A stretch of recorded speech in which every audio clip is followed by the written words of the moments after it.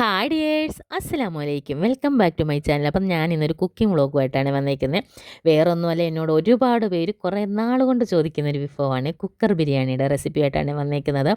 അപ്പോൾ ഇത് സാധാരണ നമ്മുടെ ബിരിയാണിയെക്കാട്ടിലൊക്കെ നല്ല ടേസ്റ്റാണ്. ഒരു താമസവുമില്ല, അരമണിക്കൂർ കൊണ്ട് നമുക്ക് ഉണ്ടാക്കാം. സൂപ്പർ ടേസ്റ്റാണ്, ഞാൻ ഗ്യാരൻറ്റി. അപ്പോൾ ഇതെങ്ങനെ ഉണ്ടാക്കുന്നതെന്ന് കണ്ടാലോ. ഞാനിവിടെ ഒരു 300 ഗ്രാമോളം ചിക്കൻ എടുത്തിട്ടുണ്ട്. 1/2 കിലോ ചിക്കൻ വേണമെങ്കിലും ഇതെടുക്കാം കേട്ടോ.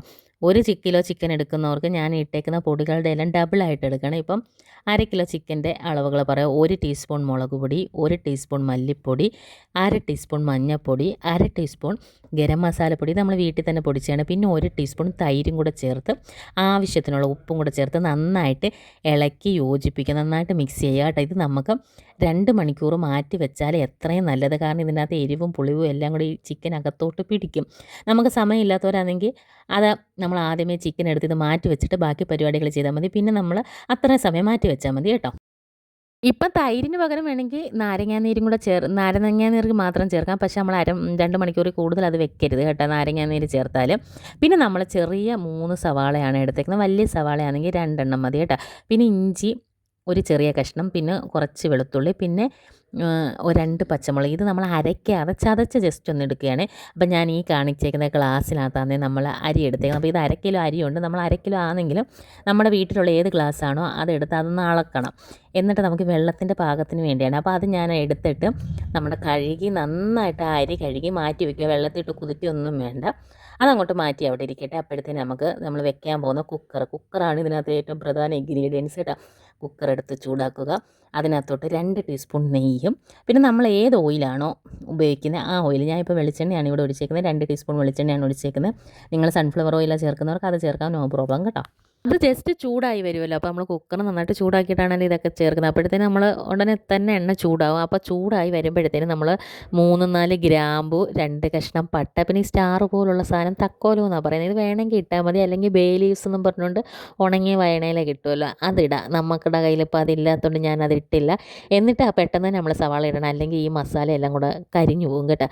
അപ്പോൾ നമ്മൾ സവാള അതിൻ്റെ കൂടെ ഇട്ടിട്ട് നന്നായിട്ട് ഇളക്കുക. ഒരു 2 മിനിറ്റ് ഇതിൽ കിടന്നൊന്ന് വയളട്ടെ. എന്നിട്ട് ഇച്ചിരി ഉപ്പും കൂടെ നമുക്ക് സവാളയ്ക്ക് ആവശ്യമായത് ചേർത്ത് കൊടുക്കുക. ഇതൊന്ന് പെട്ടെന്ന് വയളാനും സഹായിക്കും, സവാളയ്ക്ക് ഉപ്പും പിടിക്കും. എന്നിട്ട് നമ്മളാണെങ്കിൽ ഒരു തക്കാളി എടുക്കുന്നുണ്ട്. ഈ തക്കാളി നമുക്ക് വേണമെങ്കിൽ മിക്സിയിലിട്ട് അരച്ചൊഴിക്കുന്നതിനെക്കാട്ടും നല്ലത് ഇങ്ങനെ കൊത്തി അരിഞ്ഞിട്ട് എടുക്കുക. അപ്പോൾ അത് നമുക്ക് ഒത്തിരി അതിൻ്റെ കുത്ത് വരത്തില്ലല്ലോ. അപ്പോൾ ഇങ്ങനെ ചെറുതായിട്ട് കൊത്തി അരിഞ്ഞിട്ട് ഇതിൻ്റെ കൂടെ ചേർത്ത് നന്നായിട്ടൊന്ന് വഴറ്റണേ. വഴണ്ട് വരുമ്പോഴത്തേനും നമുക്ക് ഇഞ്ചി, വെളുത്തുള്ളി, പച്ചമുളകിൻ്റെ ആ പേസ്റ്റ് അങ്ങോട്ട് ഇട്ടിട്ട് നന്നായിട്ട് മൂപ്പിച്ചെടുക്കാം കേട്ടോ. ഒരു 2 മിനിറ്റ് ഒന്ന് ഇളക്കി കൊടുത്താൽ മതി. 2 മിനിറ്റൊന്നും വേണ്ട.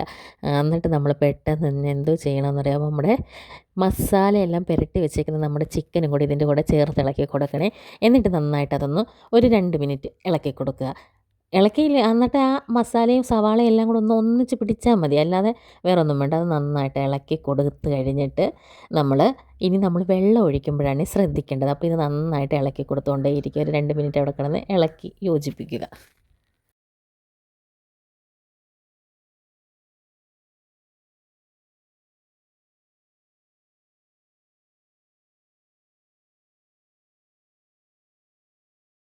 അപ്പം ഞാൻ ആദ്യമേ എന്താണോ പറഞ്ഞത്, നമ്മൾ എടുക്കുന്ന ഗ്ലാസ് നമ്മൾ ശ്രദ്ധിക്കണം. നമ്മൾ അരി ഇടുന്ന ഗ്ലാസ്സിൽ തന്നെ വെള്ളം എടുക്കാൻ ശ്രദ്ധിക്കണം. അപ്പോൾ ഞാൻ ഇവിടെ ഈ ഗ്ലാസ്സിന് 2 ഗ്ലാസ് അരിയായിരുന്നു ഇട്ടത്.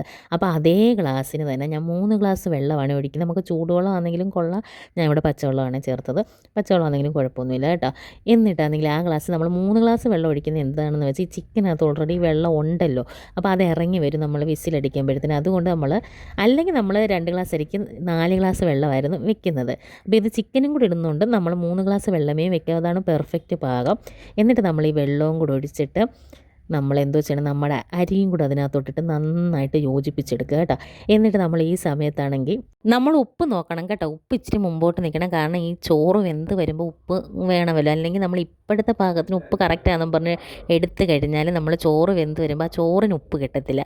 അപ്പം കുറച്ച് ഉപ്പും കൂടെ ഞാൻ ഇവിടെ നോക്കിയപ്പോൾ ഉപ്പ് ഇച്ചിരി കുറവായിരുന്നു. അപ്പോൾ ഇച്ചിരി മുമ്പോട്ട് നിൽക്കട്ടെ ഉപ്പ് കേട്ടോ.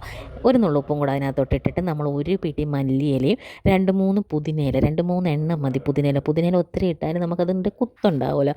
മല്ലിയില നമ്മൾ നല്ലൊരു കൈക്കൊരു പിടി എടുക്കണം കേട്ടോ. എന്നിട്ട് ഇതും കൂടെ വെച്ചിട്ട് ഒറ്റ വിസിൽ, ഹൈ ഫ്ലെയിമിൽ ഒറ്റ വിസിലടിച്ചാൽ മതി.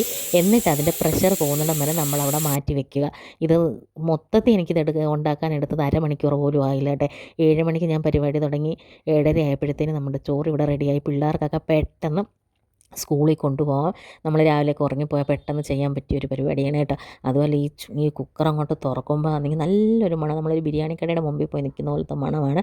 നല്ല ടേസ്റ്റുമാണ്, നമുക്ക് മടുക്കത്തുമില്ല. അതുപോലെ നമ്മൾ കുക്കർ തുറന്നപ്പോൾ ഒരു തുള്ളി വെള്ളം പോലും ഇല്ല, നല്ല പെർഫെക്റ്റ് ആയിട്ട് വന്നിട്ടുണ്ട്. നമുക്ക് ഈ കുഴഞ്ഞതുപോലെ തോന്നുമെങ്കിലും തണുത്ത് കഴിയുമ്പോൾ ഇത് കഴിക്കാൻ നല്ല ടേസ്റ്റാണ്. വേറെ കറിയൊന്നും നമുക്ക് വേണ്ട. അപ്പോൾ എല്ലാവരും ചാനലും കൂടെ ഒന്ന് സബ്സ്ക്രൈബ് ചെയ്യണേ. Thank you for watching.